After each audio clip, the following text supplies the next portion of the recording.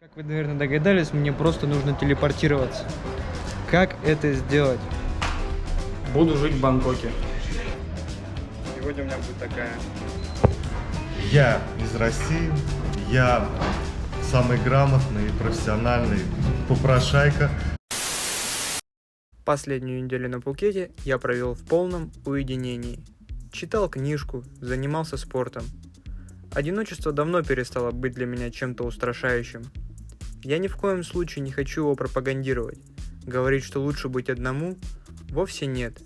Просто для всего есть свое время.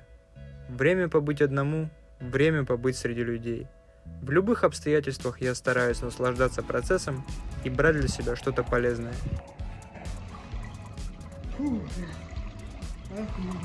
В общем, я хотел сказать просто, что в любом месте можно найти, где заняться спортом. Неважно, есть у вас спортзал или нет спортзала. Вот, к примеру, есть у вас бассейн, есть у вас ровное покрытие, все, можно сделать физкультуру. Мы многие сидим за компьютерами и работаем удаленно. Нам всем нужна вот эта физическая нагрузка. О теле, о своем нужно заботиться. И вот чего я вам желаю. Занимайтесь и забывайте о себе. Пхукет – это тихий туристический остров. Он больше ориентирован на туристов из Европы. Именно поэтому местные не стесняются завышать цены на все. Из-за того, что я жил в городской части Пхукета, для меня было проблематично каждый день выбираться на пляж. Поездка туда и обратно обходилась довольно дорого. Вместо этого я много гулял и изучал местные окрестности. Так сказать, ближе знакомился с тайской культурой. Сейчас нахожусь возле пляжа, а именно на пляже Каран, и понимаю, насколько все-таки разный Таиланд, разный Пхукет. То есть я живу в совершенно другой территории.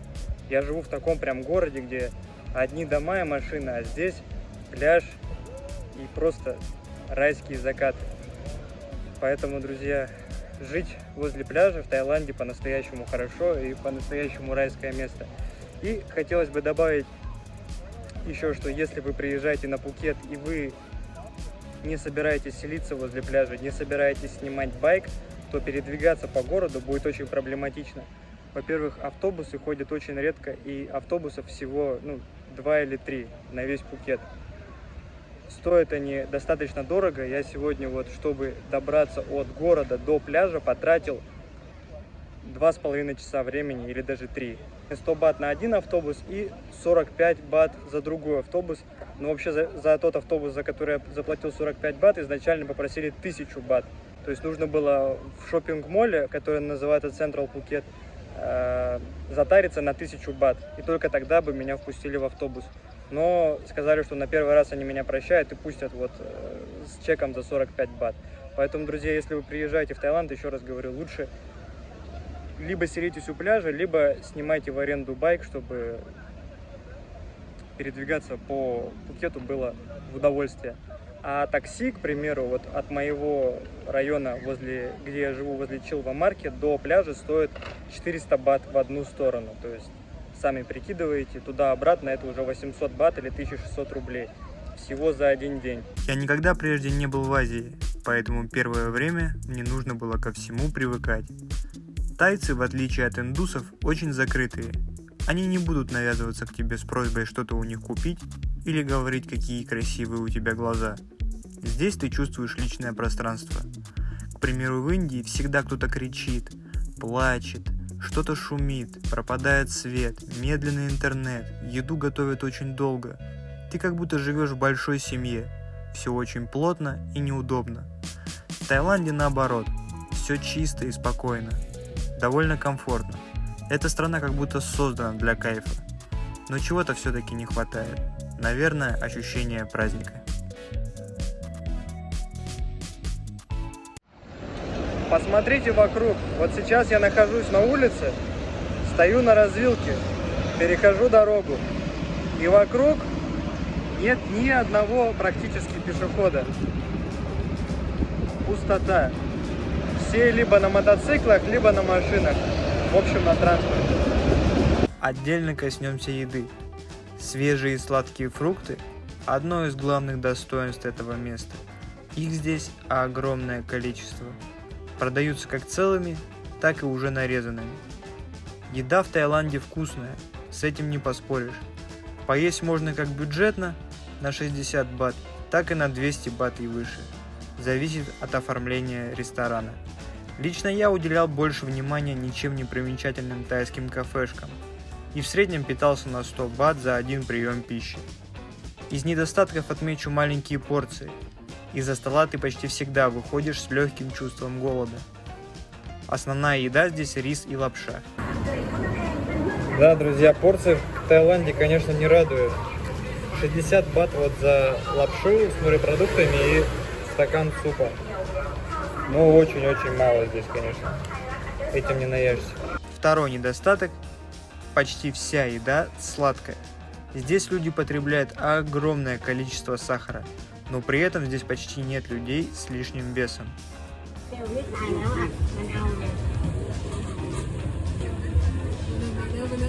Пришел сегодня на массаж, ну, вот такие вот рыбки массажируют мои ноги. Стоит такое удовольствие 100 бат. Ничего подобного я раньше не испытывал. Вообще прикольно на самом деле. Но сейчас уже ноги привыкли, но когда первый раз ноги опускаешь туда, прям очень щекотно, неприятно. Хотелось ноги сразу достать из аквариума. Спустя 2 недели на Пхукете я заскучал и понял, что пора ехать дальше, туда, где я еще не был. Первое, что пришло на ум, это Паттайя. Я был наслышан, что там дешевле и гораздо веселее, чем на Пхукете. Но автобусы в Паттайю ходили 1 раз в неделю, и в этот день я как раз не мог на него сесть. Поэтому следующим городом я выбрал Бангкок, столицу Таиланда. Билет на автобус стоил 720 бат.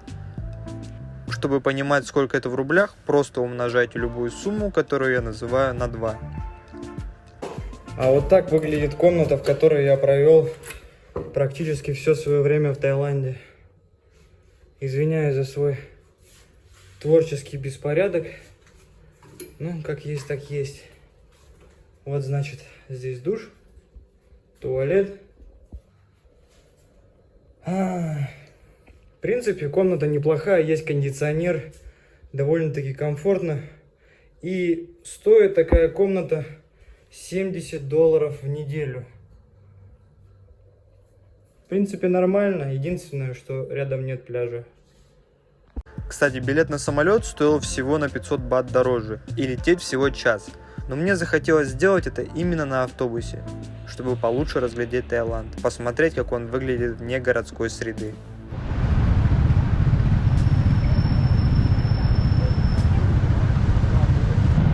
На улице очень сильно жарко, и даже несмотря на то, что мы едем с ветерком на байке, ребят, на улице как в бане. Я весь потный сейчас. И это не потому, что я боюсь, здесь реально жарко, реально душно.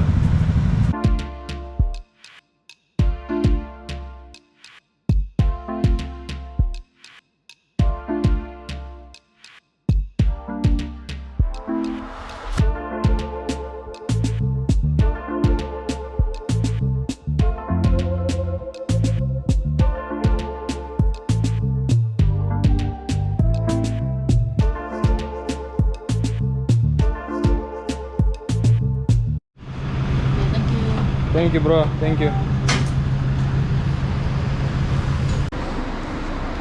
Вот здесь можно купить билет на автобус.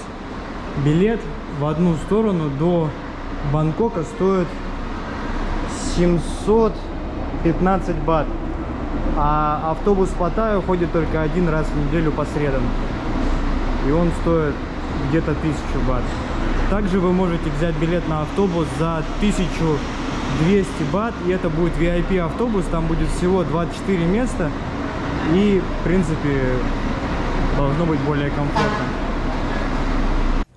Если вдруг вы приедете на автобусную станцию голодными, то не переживайте. Здесь вы можете приобрести как простые снеки, воду, так и плотно поесть, насладившись тайской едой, или просто попить кофе.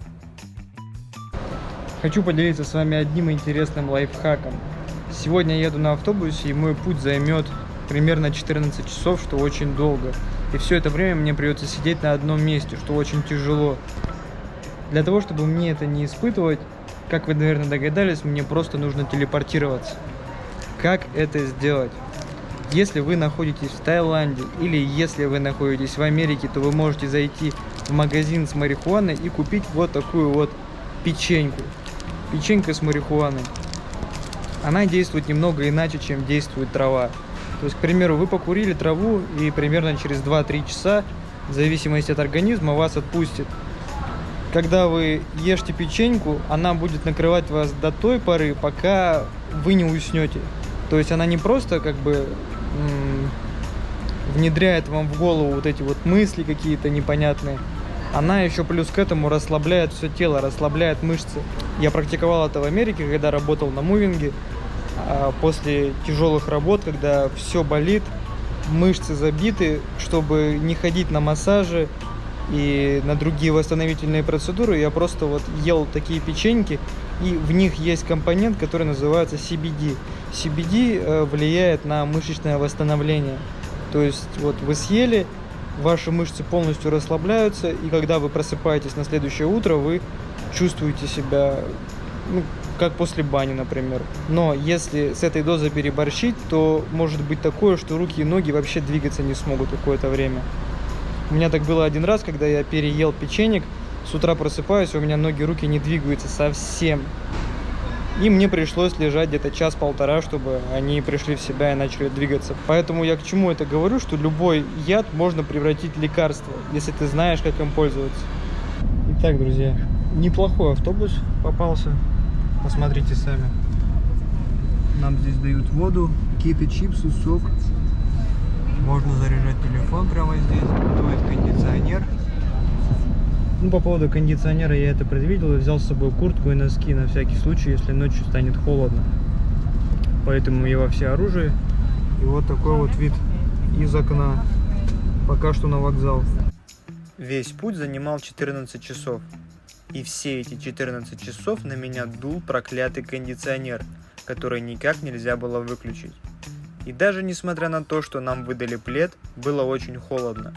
Поэтому надеть куртку и носки все-таки пришлось. Но это был не единственный недостаток. Свет. Именно свет стал вторым недостатком. Его то включали, то выключали. Когда ты уже засыпаешь, тебе в глаза начинает светить яркий свет, от которого ты невольно просыпаешься. И это очень неприятно. Справедливости ради надо сказать, по дороге у нас было 3 остановки. Одна из них на 40 минут с ужином. Ужин был включен в стоимость поездки.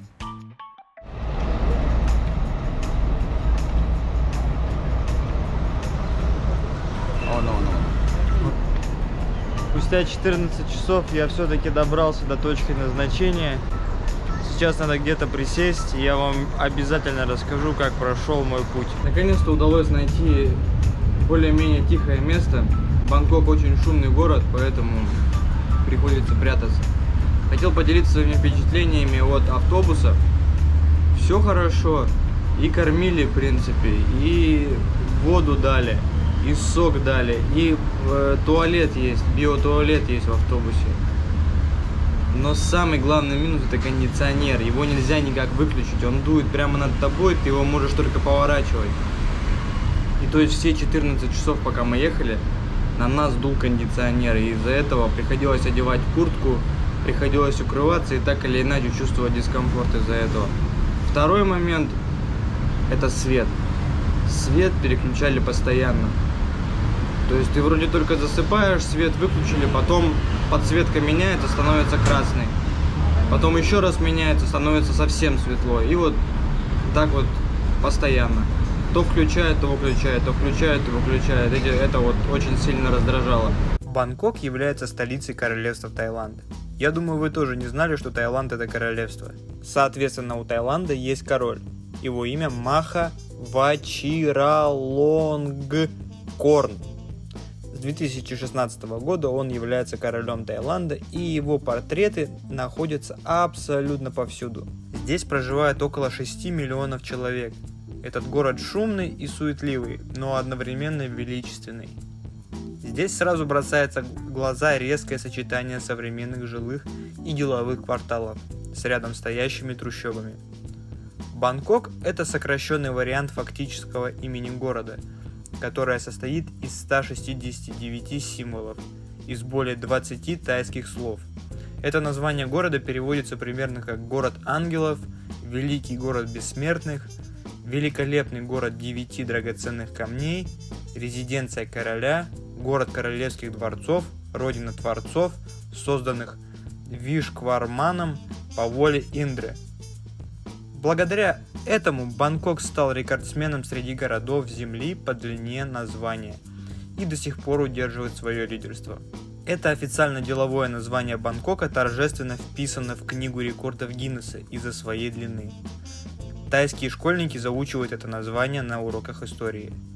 Бангкок является самым жарким городом в мире. Средняя температура воздуха в течение всего года стабильно составляет плюс 28 градусов. Но иногда столбик термометров подскакивает и до 35 градусов в период между мартом и маем. Ночные развлечения, древние храмы, возможность попробовать здесь кухню всех стран мира делает Бангкок настоящим магнитом для туристов всех мастей, и каждый тут может отлично провести время, включая меня. Сейчас обмениваю $100, и обменяв $100, я получу 3252 бата. Вот сегодня я приехал в Бангкок, мне нужно на 3 дня снять хостел. За хостел я отдаю 1000 бат, то есть уже 1/3 уходит. Массаж стоит 200, покушать стоит на один раз примерно 60-80 бат. Вот и сами считайте, много это или мало. Аккуратно, ребята, аккуратно. Аккуратно. Тут носятся просто все с бешеной скоростью, но я уже потихоньку привыкаю к движению в Таиланде. Я уже не боюсь переходить через дорогу. Вот первое время мне было страшно, потому что никто не пропускает пешеходов. Все просто едут и все. Но когда ты в наглую выходишь, встраиваешься в этот поток, то они тормозят и тебя пропускают. Ну, примерно как в Индии. Если в нескольких словах, это кофе, 7-Eleven, массаж и трава. Ну и уличная еда вот такая. Именно этим в основном наполнены улицы Таиланда. И еще что меня удивляет здесь в Бангкоке, люди на мопедах ездят прям по тротуарам, по пешеходной проезжей части, прямо здесь ездят. Также, видите, есть в Бангкоке и бездомные. Их, конечно, не так много, как в Америке, к примеру, но они все-таки есть. Я думаю, в каждом большом городе они должны присутствовать. Я, брат, дам что-нибудь.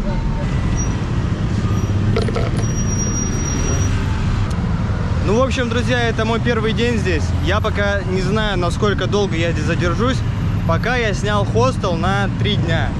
А там дальше уже посмотрим. Долгосрочных планов я пока не строю. Всегда, когда куда-то приезжаю, я планирую только вперед на 1-2 дня. Больше не планирую. Поэтому следите. Не забудьте подписаться, чтобы вам приходили уведомления о новых видео. Ну и желательно ставить, конечно же, лайки, чтобы мои видео росли выше, больше людей их видело, ну и у меня больше желания было снимать для вас. В общем, хостел, в котором я сегодня заселился на 3 дня, выглядит вот так. И вот пришел на свое место, оно выглядит вот так, как будто на нем кто-то уже спал. Сейчас пойду разберусь, спрошу, что это такое. Она хоть чистая вообще постель или нет.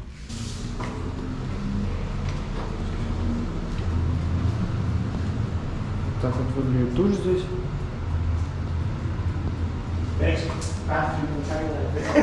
Wow, yeah, incredible. Ну, в общем, условия так себе, честно говоря.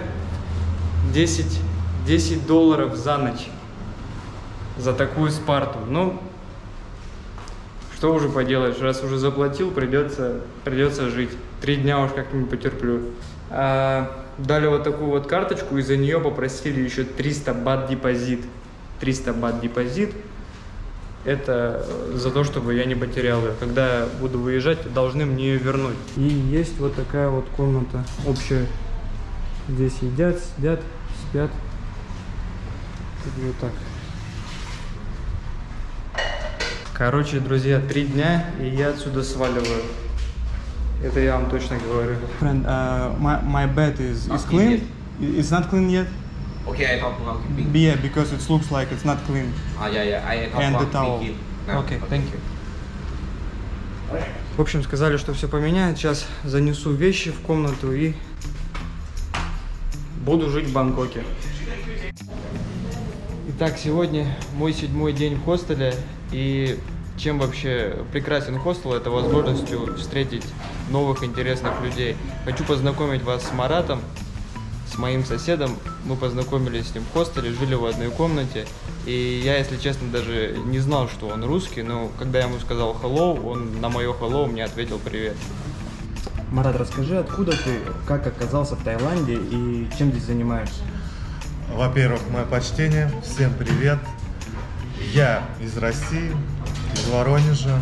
Как здесь оказался, очень просто. Прилетел на самолете, уехал из-за всей этой ситуации в России. Ну, вы знаете, из-за какой. Чем я тут занимаюсь? На самом деле, ничем полезным.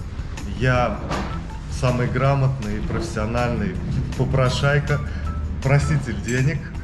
Естественно, после бизнес-тренеров, коучей и так далее и тому подобное. Потому что та кухня точно меня не касается. В общем-то...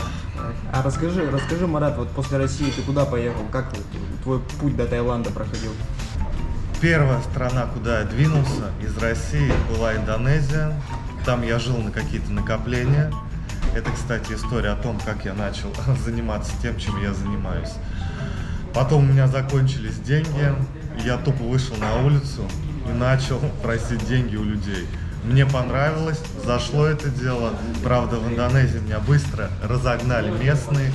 И я переехал в Куала-Лумпур, в Малайзию.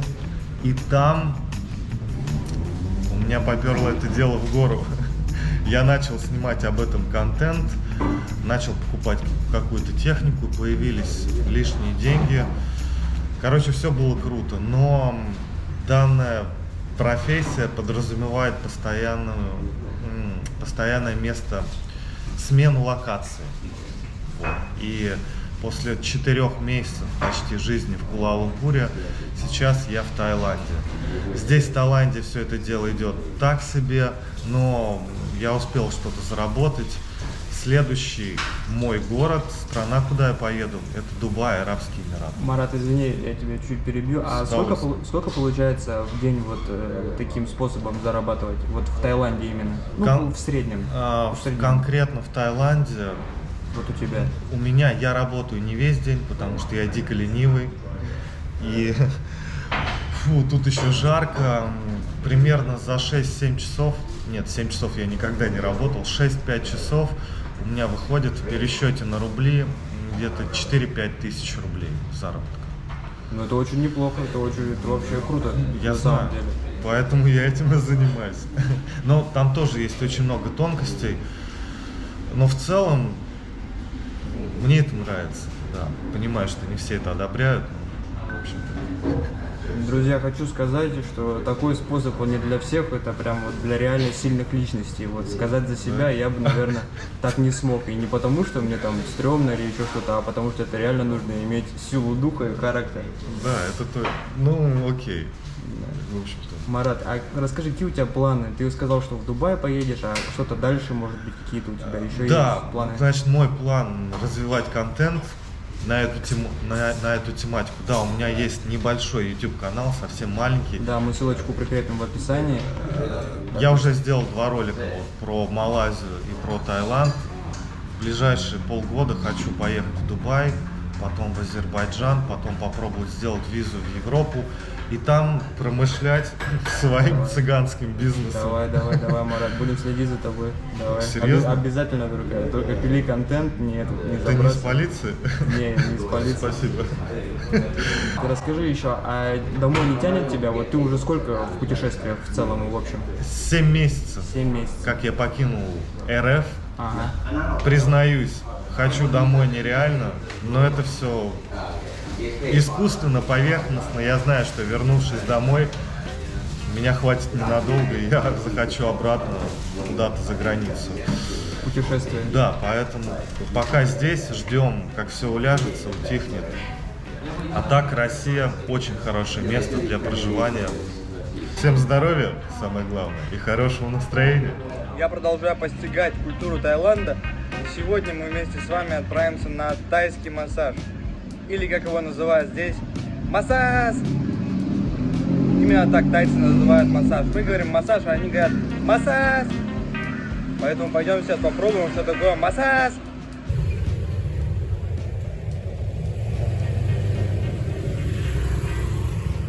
А где? Похоже, она мне будет сегодня его и делать. По-моему, вчера она мне ноги массировала. Сегодня будет тайский массаж уже делать.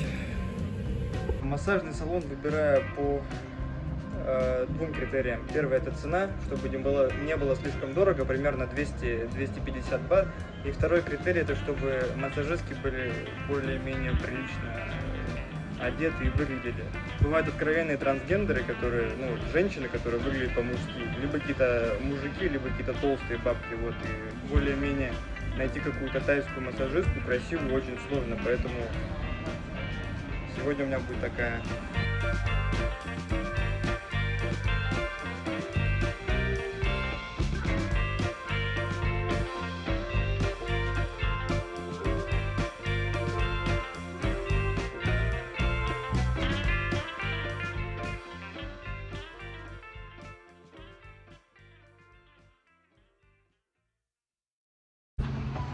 Массаж, конечно, классная штука. Еще после массажа они дают вот такой вот чай попить бесплатно. В общем и целом за час тайского массажа я заплатил 200 бат. Здесь вот цены. Классно. Классно. Мне очень нравится то, что они используют все конечности, когда массажируют.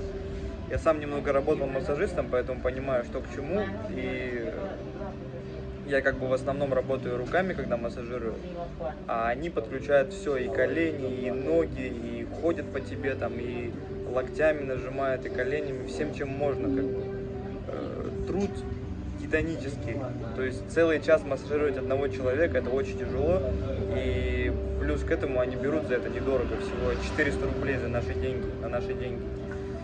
У нас в России это бы стоило, как минимум 1000, я думаю, более-менее хороший массаж. Поэтому в этом плане тайцы вообще молодцы. И делают они это реально на совесть. То есть они там не отлынивают. В их глазах не читается то, что они этого делать не хотят. Они реально хотят это делать. И им, не знаю, нравится это или нет, но они делают это с полной отдачей. И это очень подкупает. Поэтому если будете в Таиланде, обязательно посетите массаж. Сегодня я съехал со старого хостела, где я жил. Теперь переехал в новый хостел. Выглядит он примерно вот так.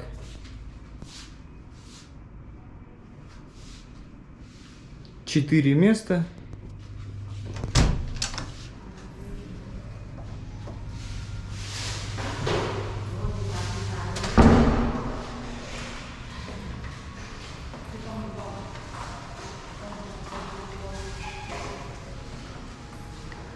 Скажу вам, очень атмосферно. Что тот хостел был, что этот хостел был.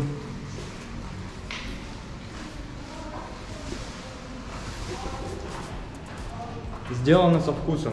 Я бывал в разных хостелах, но вот хостелы в Таиланде и вообще, в принципе, заведения в Таиланде, в Бангкоке, они отличаются какой-то своей самобытностью. Вот посмотрите вокруг. Всякие рисунки, все покрыто белым цветом, двери высокие, тоже оформлены в своем стиле. Здесь же у нас есть прачка. Здесь есть место для того, чтобы посидеть. Так здесь выглядит ресепшн.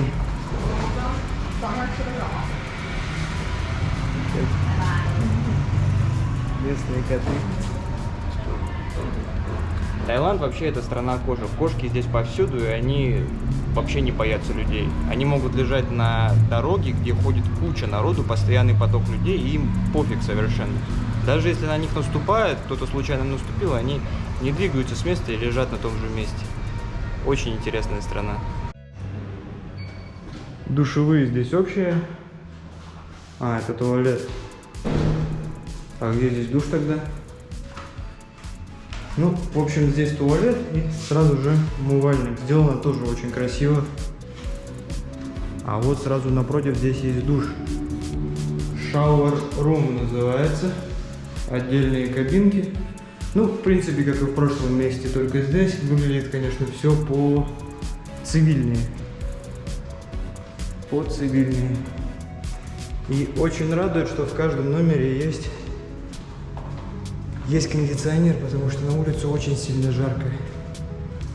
Очень сильно жарко. И второй плюс хостелов в Таиланде — это то, что здесь постоянно убирается.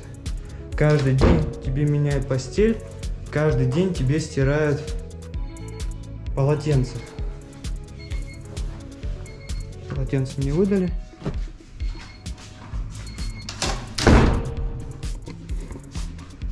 В общем, договорился я на то, чтобы мне дали кровать снизу. Матрас твердый, очень твердый. Не как в прошлом месте. В прошлом месте прям такой водянистый матрас был, а этот прям твердый. Да, как на полу, как будто спишь. Первый раз такой матрас вижу. Номер я забронировал здесь на 2 дня, куда дальше я не знаю. Поэтому вот на такой вот неопределенной ноте я хочу закончить этот ролик. Поэтому спасибо вам, друзья, за просмотр. Мы с вами обязательно еще увидимся. До встречи.